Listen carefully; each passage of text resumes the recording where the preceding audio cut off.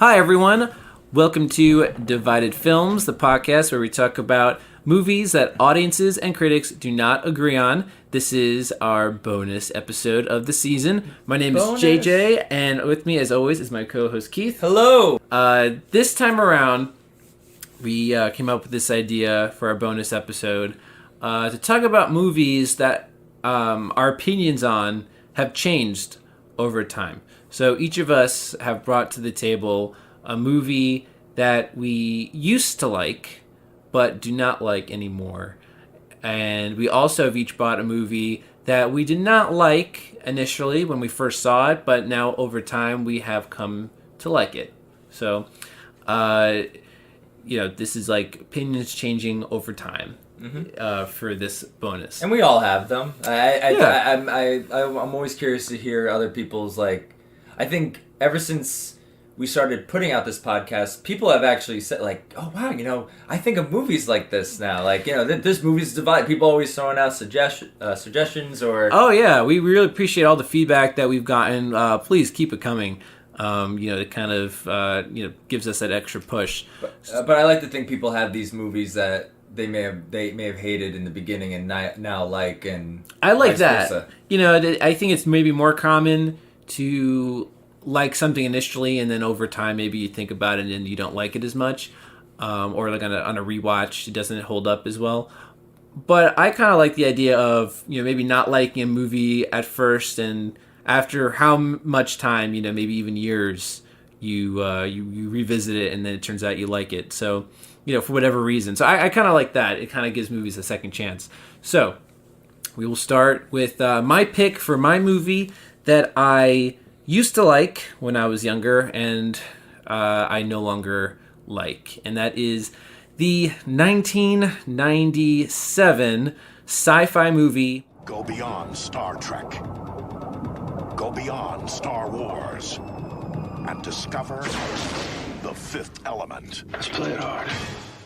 Starring Bruce Willis and Mila Djokovic. And so this is the idea with this movie, in case you don't know, but I feel like it's a popular movie. It takes place in the future. Bruce Willis is a retired soldier or some sort of law enforcement, and he has to come out of retirement. What an original idea. To help save the world. And Mila Djokovic plays this, perfect sort of, she's like the one, basically. And she's the fifth element. And they have to stop Gary Oldman, who has a piece of plastic on his hat. So let's make it, though, let's make this like a 10-minute discussion per movie, like our previous bonus episode, real quick before we really dive into it. And this movie, I'll start by saying what I would initially have given this movie when I first saw it many years ago. So that hits the timer. So I would have initially given this movie when I was much younger, like an 83, because I thought it was different and funny, and I liked that it was. At least I was under the impression that it was doing something different than other action movies or sci-fi movies. But now that I'm older, I've come to realize that it's not really doing anything different. It's actually, I feel, a very familiar formulaic story with just really weird costume designs, makeup designs, and a production design that looks just kind of like derivative of maybe better sci-fi movies like Blade Runner. So that is my initial take on it. What are your thoughts on Fifth Element, Keith?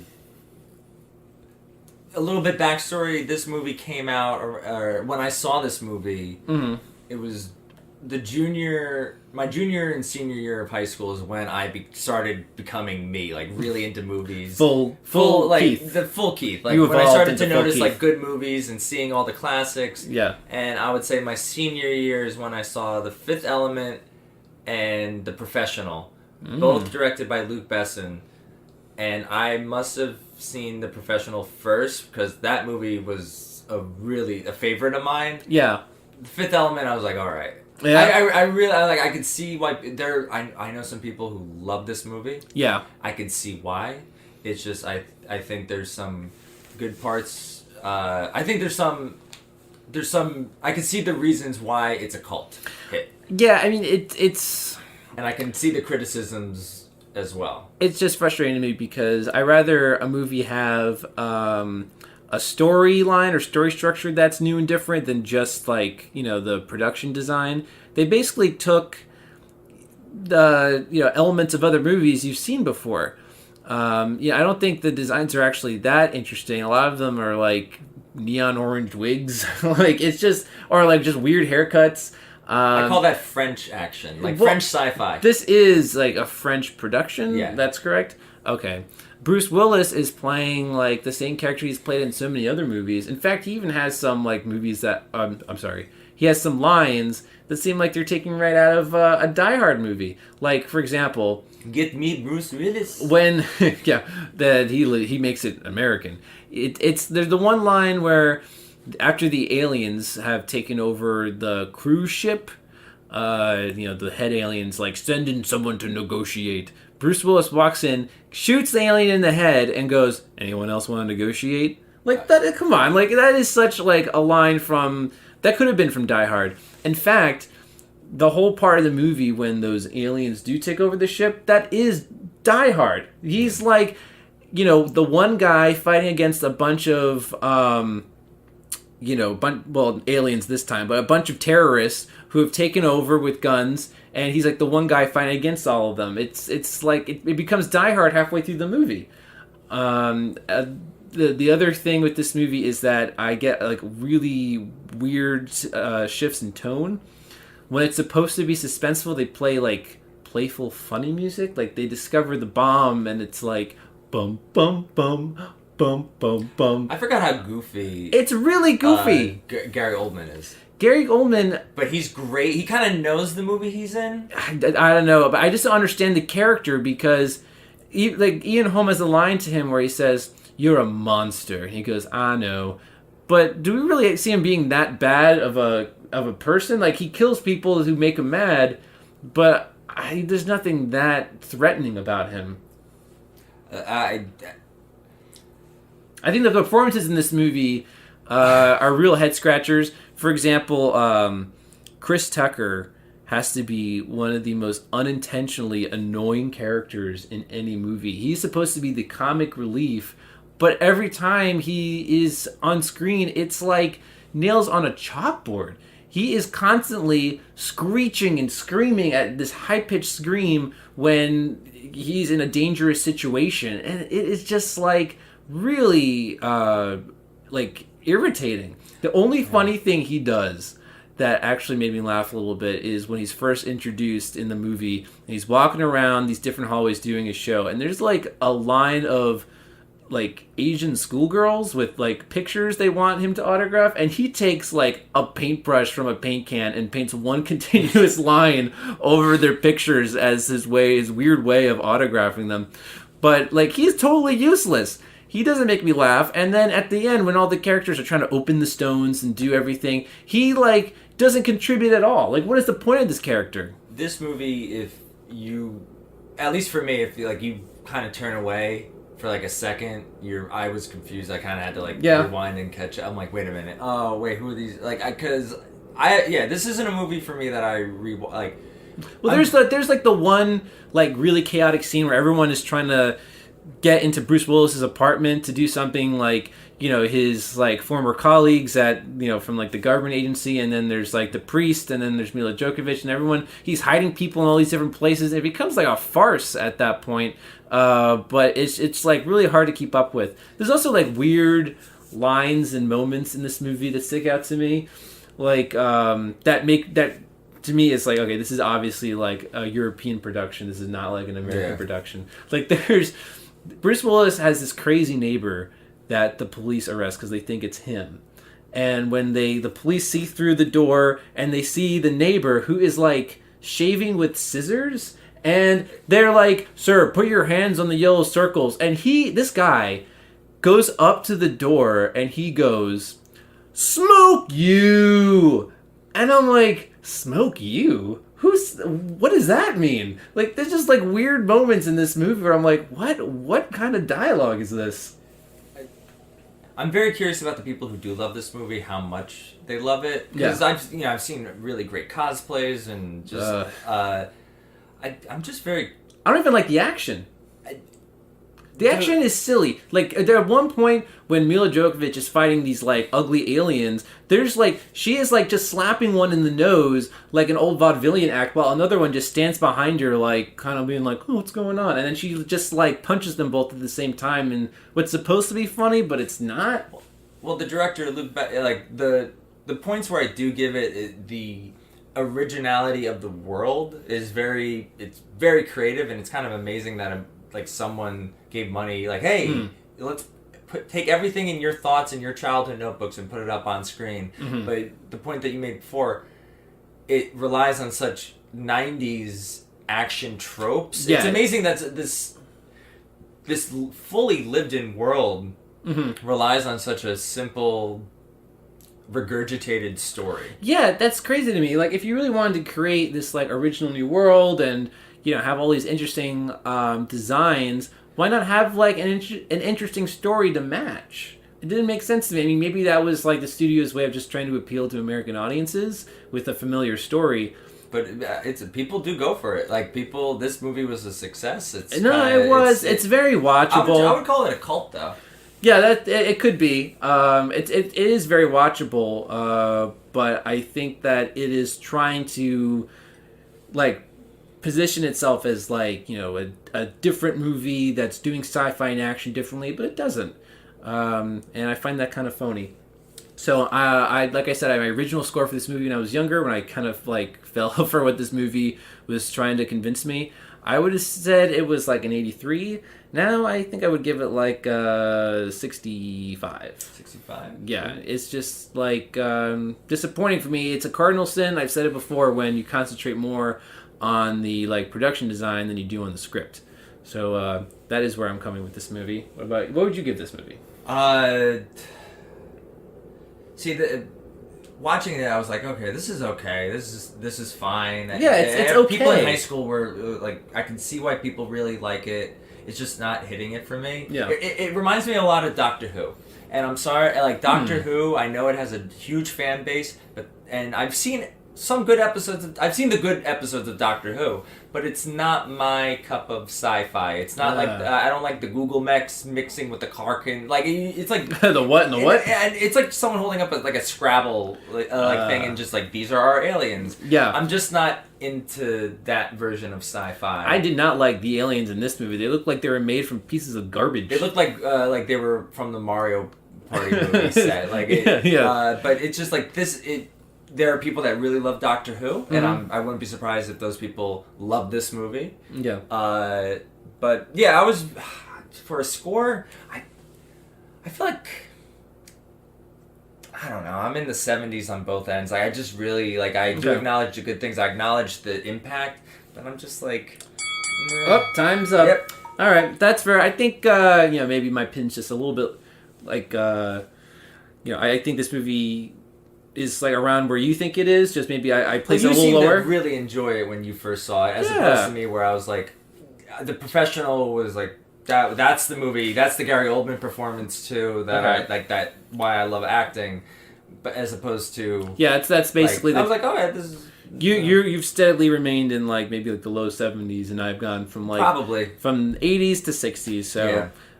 And that's just my opinion. I know people. If you love this movie, that's amazing. And you're an idiot. Yeah.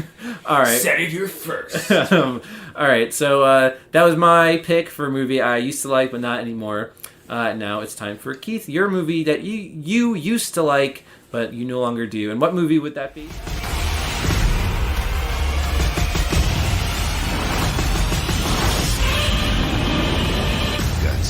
Now playing. Experience it in IMAX 3D. Rated PG-13. What was before you start the timer, what would have been the score when you initially saw this? I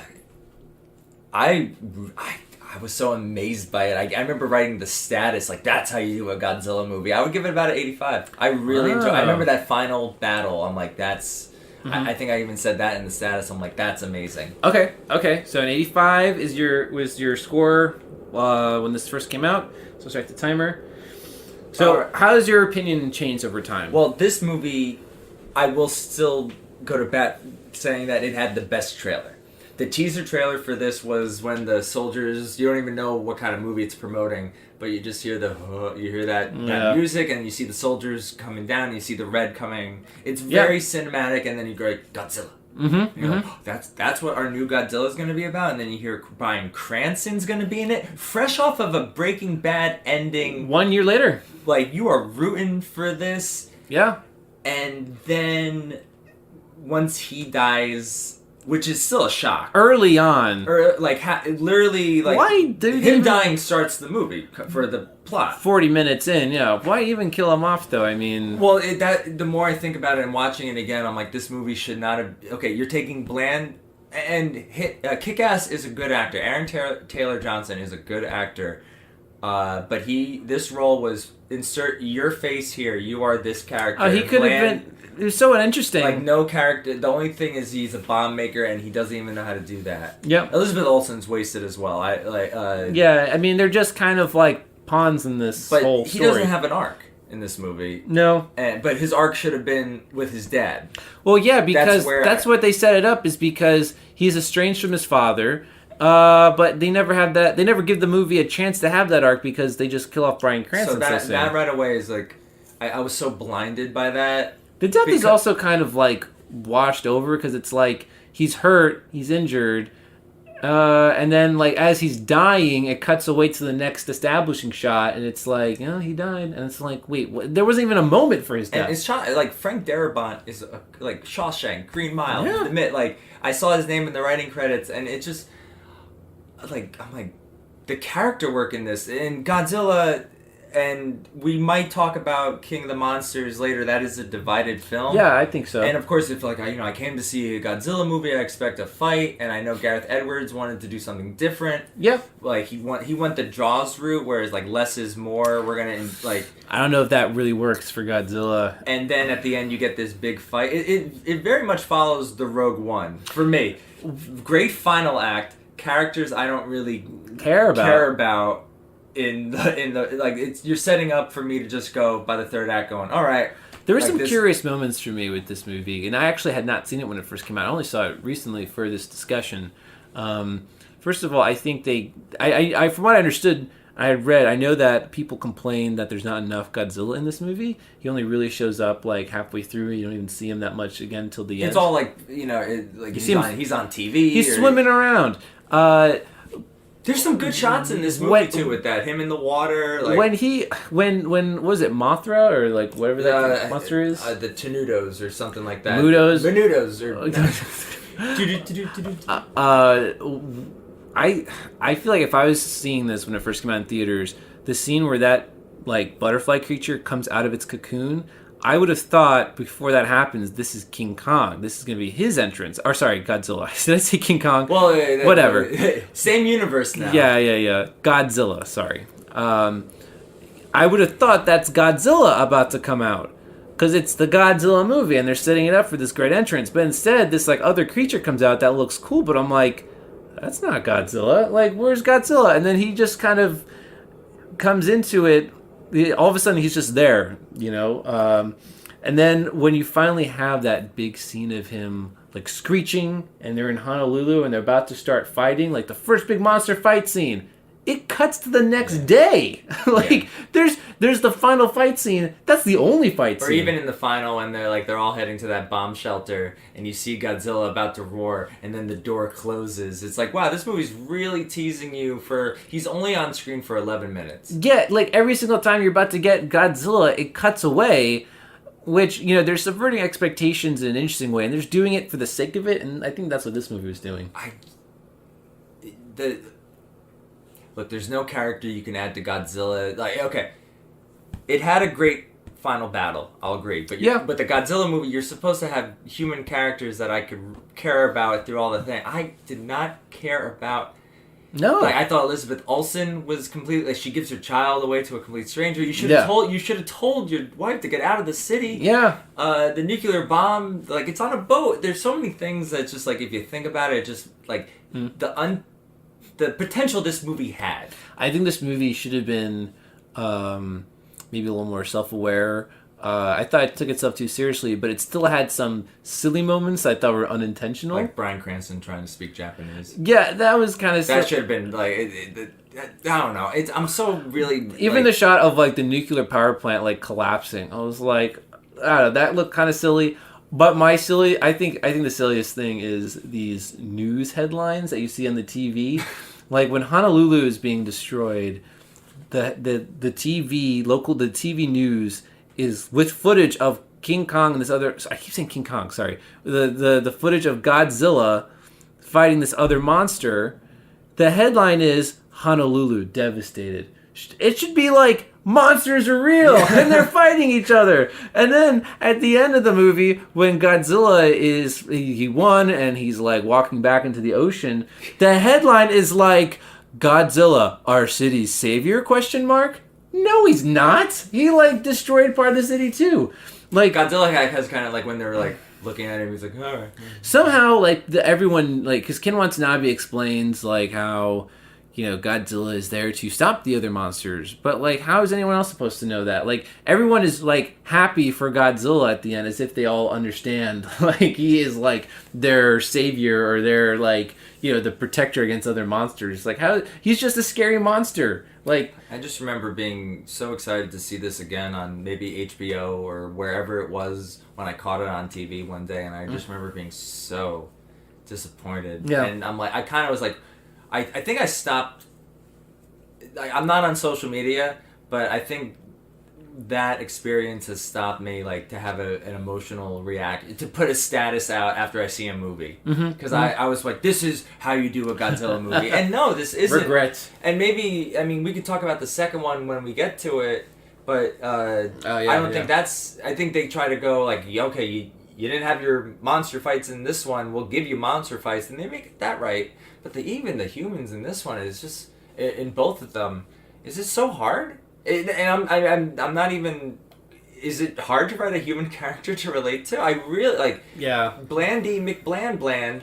Yep. Was, like, insert your face here. Like, how would you react during a Godzilla fight with Aaron Taylor Johnson's character? Well, even, they might have given him another arc where, like, he is trying to protect this, like, I don't know, little, like, Japanese boy who gets separated from his parents... But it's like, nope, they found his parents like 10 minutes later. Like, oh, like, he's gonna have any arc of any kind? And this movie is just like, well, here's an interesting route you can take. Bryan Cranston, father, like, estranged, nope, dead. Oh, the son, nope, dead. It's just like, there's so many...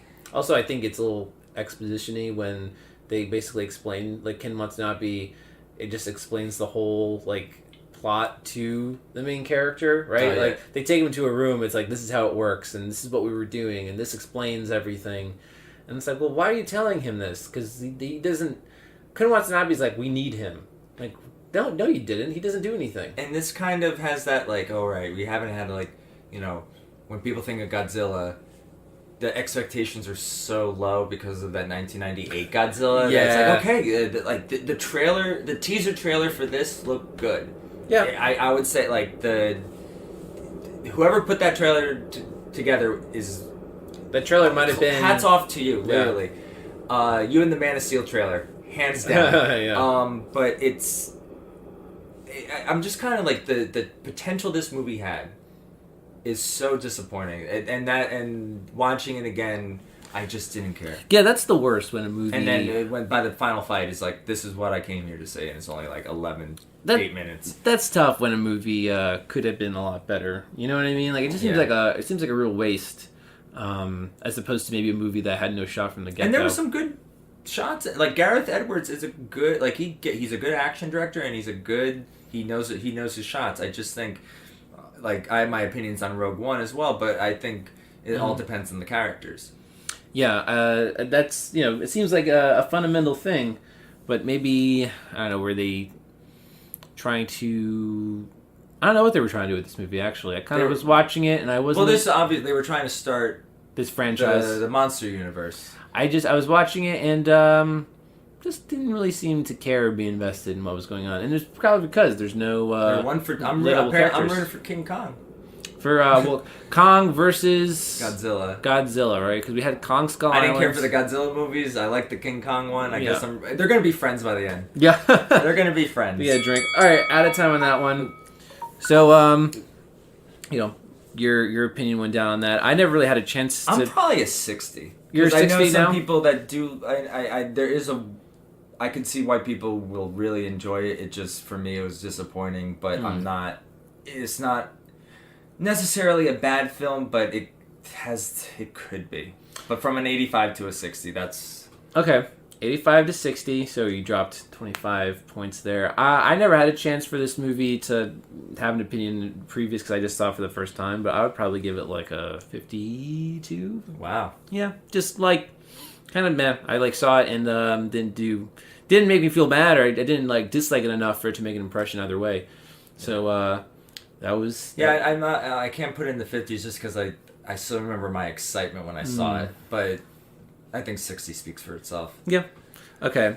So, I think it's time to maybe turn on a more positive note. More positive vibes.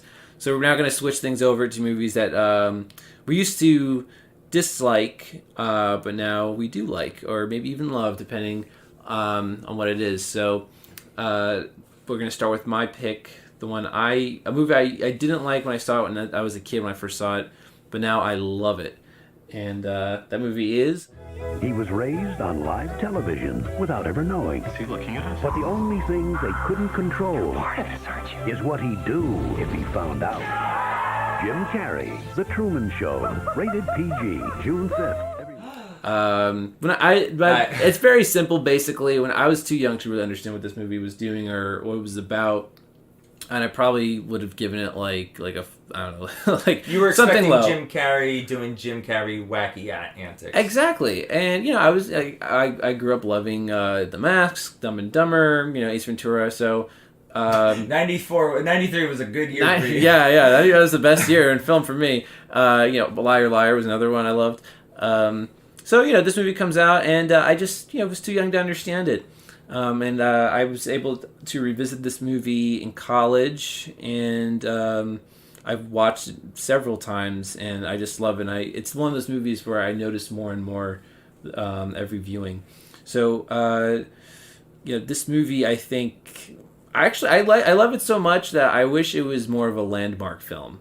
It was in a year... It was a good era of films, these late 90s. Mm-hmm. A lot of really big movies came out of that era.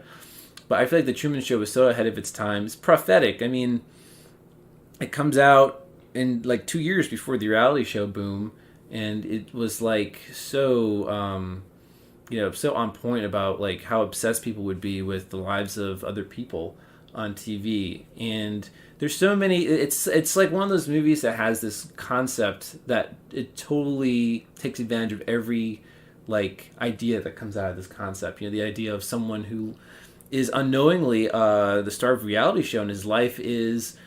His town is a set, he doesn't know, and basically everyone is trying to keep him from knowing the truth. And there's so many subtle things that are done, when he goes to the travel agency, there's a poster in the background of a plane getting struck by lightning, and it says... All the ads. It says, this could be you.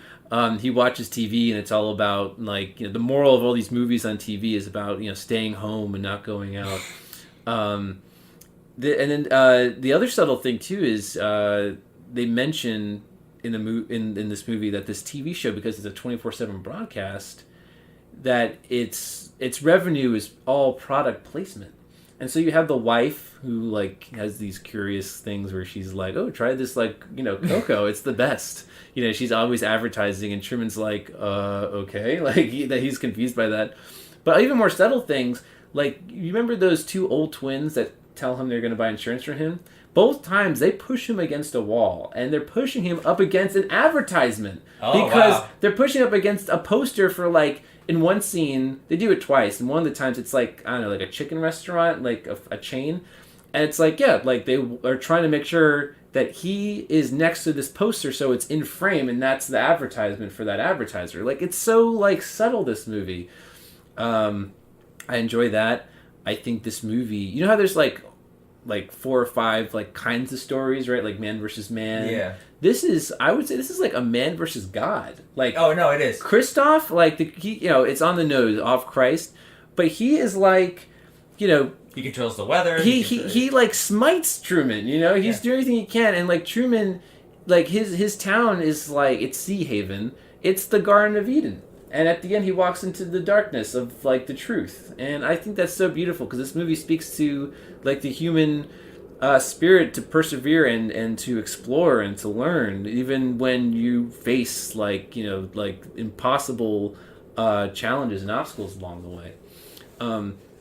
The other thing I'll say about this movie is it was very clear, right, in the marketing what this movie was about. Like, if I remember, the trailers didn't know how to market this movie. But it made it clear that this is a guy who's the star of a TV show. He doesn't know it, I think. Everyone knew what it was about, but I think if he went into this movie not knowing anything, it would at first maybe seem like some real surrealist movie because everyone acts so strangely and mysteriously. And if you see it all from Truman's perspective, you might think you're watching some, like, really experimental weird movie, and it's like a mystery, like why is everyone acting so weird? And then you eventually like see people watching the show and you get a sense of what it might be about, but you only really learn the true nature of the movie like 2/3 of the way in. Yeah, you learn it pretty late. It's like if you knew nothing about this movie, I feel like that would be like a huge reveal, like that's what's going on in this movie. Of course you get Kent Brockman as the news. Oh yeah, you get Harry Shearer. Yeah, that is so perfect. So yeah, I can't say enough good things about this movie, and it's one of my favorite movies of all time. If I was a kid, I probably would have given this like, I don't know, like a 30 or something. Like, that was weird, I don't get it. Now I give it like, I don't know, like a 95, 98. It's like really up there for me. I think for a lot of 90s kids growing up, they would have to share that same sentiment. Jim Carrey being so prominent in all the movies, and plus the Riddler, like he was so prominent during our childhood, and then he does this really dramatic left turn. Yeah. Or, I know it's a dramedy, but it's such a departure from his other roles. It's very contained. Mm-hmm. And I remember, I didn't see this in theater. I remember this is dating us, but I remember my dad getting in on Blockbuster. Yeah. And watching this and being like, an 8-year-old, 9-year-old is not able to grasp the satire that's going in, and I did think Jim Carrey was funny. It's funny in subtle ways. It's funny, but it's not like this isn't the Jim Carrey. No. I know it's satirical in many ways. That's I've seen it. We've watched it together. I've seen it so many times since, and I didn't know that they push him up against an ad, so. It is one. I do declare this, and maybe I can talk about it at another point in my life. But I do give this movie the honor of being a perfect movie. You give it 100 in terms of like what I'm interested in terms of media satire. I think this movie, the script, I think is perfect. The acting, I think is perfect. Yeah. The directing, it's just like that lightning in a bottle. I do declare it a perfect movie. I don't give that honor to everything. I wish I don't know why I don't give it 100% because I feel like there's no such thing. But if it's a perfect movie for me. I can understand it. I can understand people. I would be like, you don't like this movie, but I can understand like if you didn't like this aspect of it. But I think I don't know in terms of just what I like. Mm-hmm.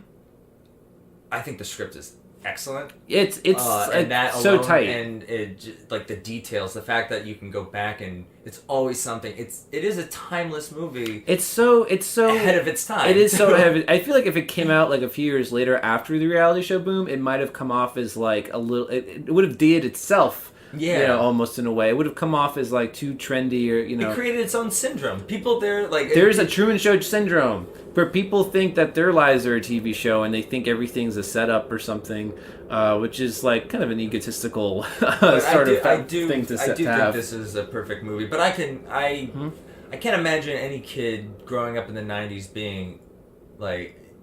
Having something like this is an amazing. I can't no kid under 10 can grasp like the media satire. No, I imagine you're not alone in that. It's an advanced movie. It's But this movie, I'm kind of happy.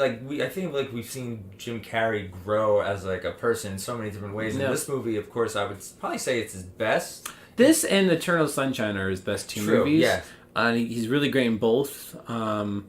I think those are like the pinnacle of his performances. Don't have me pick. I need to watch Eternal Sunshine again, but I know Truman Show.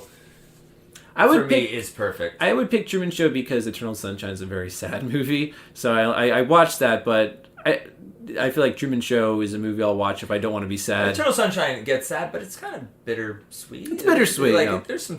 It ends on that. Like it's better to have love than like. Yeah. But anyway, but the Truman Show, I do. Mm-hmm. I think a majority of an overwhelming majority of our audiences can see your point and kind of. I'm glad. I think the movie, it should be, it's not like, whatever it means, like an AFI top 100, or it's not, It's not in IMDb's top 250, and no, it doesn't, I'm still declaring it a perfect movie, damn it. I wish it did get more of that landmark status. I mean, there's so many, even the ending, like, it's one of the best endings of a movie. Yeah. What else is on? Like, it's so perfect. Like, it's just it hits everything perfectly. It really captures that human nature in such a fantastical element. Yeah, and you're just so rooting for Truman the whole way. I mean, he's such a rootable character.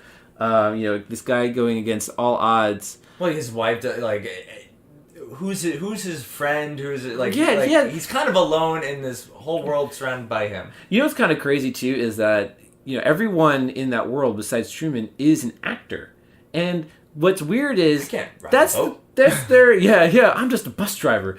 Every actor has like a character name that is not their own name. So his wife is just an actress. Her character's name is Meryl, but that is her life. Because it's a 24/7 role. I also read that, like, I don't know if it's mentioned, but like the idea of like, because she's the wife, she has to have sex with them, and I think like in her contract she gets paid like a bonus like $100,000 every time she has sex with him or something. Because the idea was for them to have like a baby eventually, and that baby would be the next Truman, and it would be like this never-ending cycle of like a whole family of people who didn't know, and like. They even say that Truman was the first baby adopted by a corporation. And, the best... Because he arrived on time. Yeah, exactly. Like, it's almost like he was premature. Like, he couldn't wait to start the show, they say. And the best satire is the one that is not too far-fetched. And a corporation adopting a baby to be the star of a TV show does not sound that far-fetched. It's far-fetched, It's believable enough. That's what's. I think this movie might have prevented any baby being adopted by a corporation. It's on point. But, yeah. That's our big spiel on the Truman Show. So hopefully you guys will feel the same, and if not, then get the heck out of here. Right. Good morning, good afternoon, and good night.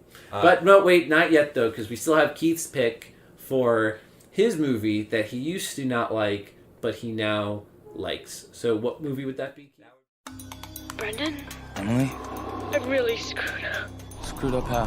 The brick. What? I didn't know it was bad, but the pin's on it now. You gotta help me. Slow down now. This isn't good. No. Emily said words I didn't know. Tell me if they catch. Brick, starring Joseph Gordon-Levitt and directed by Ryan Johnson. His first feature. Yes.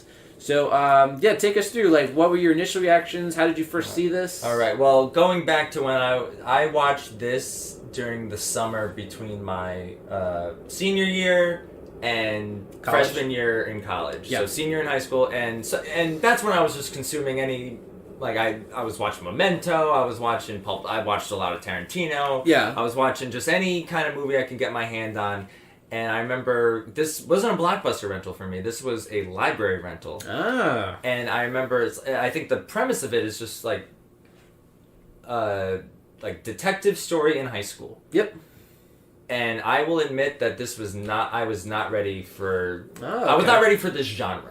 Gotcha. I did not watch Chinatown at this time. Yeah. I didn't watch any Maltese Falcon. It took me a while to really get into that genre, and noir is one of my favorites. Yeah. Like from the cartoons of Scooby-Doo and Who Framed Roger Rabbit. Yeah. I know that's not noir, but I like detective stuff. Roger Rabbit's noir. No, that's also a perfect movie for me, but I do like detective stuff.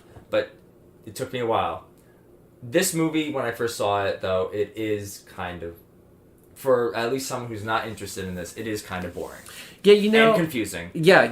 And cold. Right, I think that comes from mostly the Joseph Gordon-Levitt character being a cold character. Yeah. And so that kind of, it's his movie, it kind of, it's about him, so him being a cold personality kind of reflects on the rest of the movie.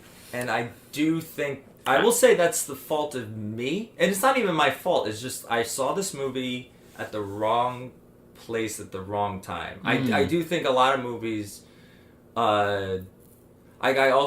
my senior year, I also watched Blade Runner. Oh, yeah. I thought that was boring, but because of the sci-fi element and the visuals, I'm like, oh, and there's a lot of stuff that I did like it that I was going to say this Blade Runner was going to be my movie, but I think that could be predictable. Okay. But I did end up enjoying it, but I love Blade Runner right away. That's just me. I remember seeing Blade Runner one day after school on a rainy day, and that just the perfect way to see it. Timing is everything with these movies, and especially for this. But I'm happy I kind of saw it anyway now in retrospect, because when I watched it, I think whenever Looper came out, he did Brick. Maybe I should go back and watch Brick because I really enjoyed Looper. And then I understood the plot. The plot. I understood it. I understood it a little better. And then when I really did a deep dive into noir, I've written my own noir stories and I did research, and Brick is always kind of... I would call Brick like a gateway noir, too. Well, it might, be an introductory to a genre that maybe a lot of people that age are not familiar with. It's about teenagers, and usually a movie about teenagers is like for teenagers. And so... it's a high school movie. Maybe some high schoolers go and they just have this experience of a genre that they just have not been introduced to. I'm kind of happy it wasn't like a teen noir. This is like an adult noir set in a high school. This is Maltese Falcon. Yeah. This is old school black and white noir. Well, to that point, I mean, the dialogue is heightened, right? Yes. It's stylized in the dialogue. This is not how high schoolers talk, but it's not supposed to be. Joseph Gordon-Levitt has very pretentious dialogue because his character is pretentious, but he says things like, "Oh, the folly of youth." It's like I don't know how many 15-year-olds talk like that. And it's not a flaw. I'm just saying. And then you watch like The Big Sleep, and you watch like, oh, this is how they talked in the 40s. Oh yeah, they this is just basically the brains of those characters put in high school kids. And I like that idea. I really I think for. And also, the filmmaking side of me is like, this is Rian Johnson's first movie, and he was able to make this contained story in about 22 days. Yeah. Granted, I know he did Last Jedi. I still believe Last Jedi works better if you think of it as a Rian Johnson flick than as a Star Wars flick. I really enjoyed Knives Out. I enjoyed Looper. I'm on the Rian Johnson train. It just took me a while. I think I missed it the first time around. I missed the train. And rightfully so. I just don't think I was ready. So maybe it's a movie about teenagers that's for adults then, because I think so. Yeah, you have to again, the dialogue is very what's the word? It's a plot heavy, dialogue heavy movie. There's a lot of intricacies with the plot. It's another movie that if you turn away, you will get confused. You kind of have to I agree. You know what's cool too at the noir style that this movie has is I like a lot of the character introductions, like just the introduction of the character Tug, who his introduction is just punching Joseph Gordon-Levitt in the face, and but there's so much more to the character after that. But they got the femme fatale right. They got the gang leader right. They got the brain. Yeah, they really like all those archetypes are there, and really he's very good at that because I would say one of my favorite movies of 2019 was Knives Out. I love that movie, and I've seen it 3 times already. Oh wow, okay. That's a movie like if you didn't see it, I'm watching it with you. And gotcha. I think what Rian Johnson does well is he takes a genre and kind of this one doesn't really even subvert it. It just pays homage. It just updates it and puts it in high school, and just takes a 1940s noir movie and just puts it in high school. It's not subverting anything. You can kind of you can't predict it, but it fits that plot line so well. It's a little experimental in that regard, and it's probably in terms of like it's probably up there with like my favorite noir movies now. Oh, okay. So I really went from, if I had to say like the height right before I entered college, I'd probably give this a 55. I saw this in the wrong. I thought it was boring, dull. Yeah. Like I had no idea what I was in for, and now I give it like a 90. Wow. 95. 95. Yeah, I enjoyed a lot of things about it. I think for me, the story was a little hard to follow at times. Was this your first time It was seeing it? my first time seeing it. I did like a lot of things about it. I thought it was an interesting juxtaposition between how heightened the dialogue was, but also just kind of how gritty the just kind of like the cinematography was, because it all seemed to be like filmed in a way like it felt very indie. Oh yeah, it felt very like realistic in terms of like how it was shot, but then everyone's talking so heightened, so it was kind of an interesting contrast. And at first I was like, I didn't like that, and then I kind of do like that actually. So I was going back and forth while I was watching it.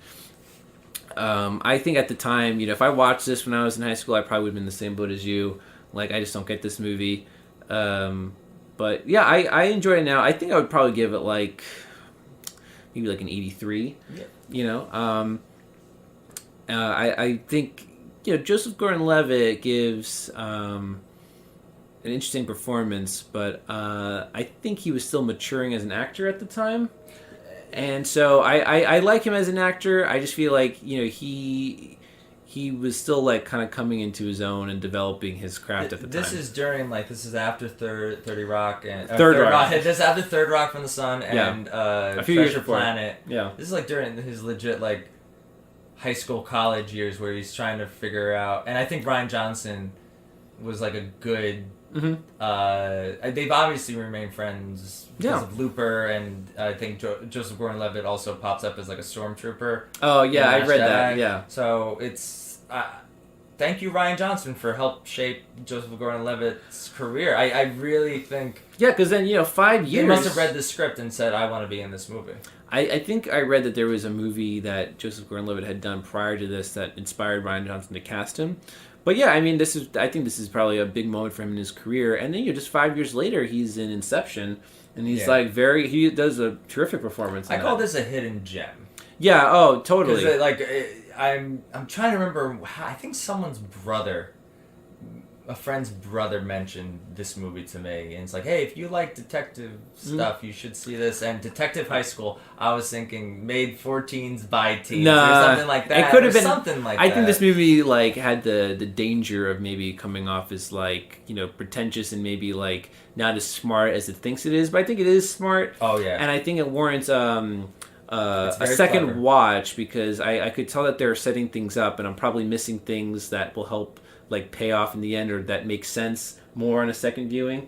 Little things like Joseph Gordon-Levitt was able to determine who was driving the Mustang in the beginning of the movie because of the cigarette. Like things like that. There's some really like clever, subtle storytelling in this movie. There's that aspect, and it like the more you dive into a genre like noir, it kind of enriches your viewing or your next viewing of Brick, just because like, oh, I see where you got this from. Right.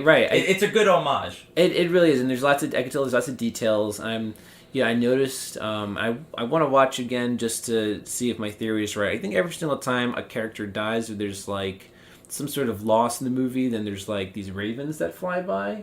I think there was like some imagery or symbolism with the ravens, but the point is like there's a lot of like really subtle and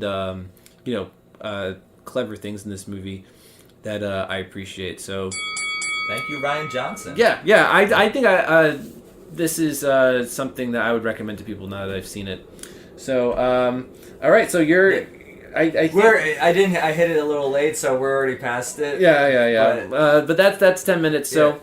Yeah, those are our movies. I think there are more movies we'll want to think about that maybe we haven't seen in a long time. We'll want to revisit and see if we have the same opinions, or if those have changed. Yeah, we'd love to hear yours, and if you have a very clever idea for a bonus episode too. Yeah, JJ, you're really good at making them. But I'm open to suggestions over here. We're open to. I love it. It was hard to think of a movie because I'm always kind of. There's no movie I hate. And then love, right? But this one was. I was like, okay, there are movies that maybe I'm bored by that I grow to love as I got older. Mm-hmm. This one was like, okay, I thought it was boring. Yeah. And then I became who I am today. Yeah, exactly. That's the interesting with especially when you watch as like a kid or a teenager. you're still kind of finding your own taste and It's style. a good thought exercises, but I want more bonus episodes. Thank you for staying with us, and keep an eye out soon for more Divided Films.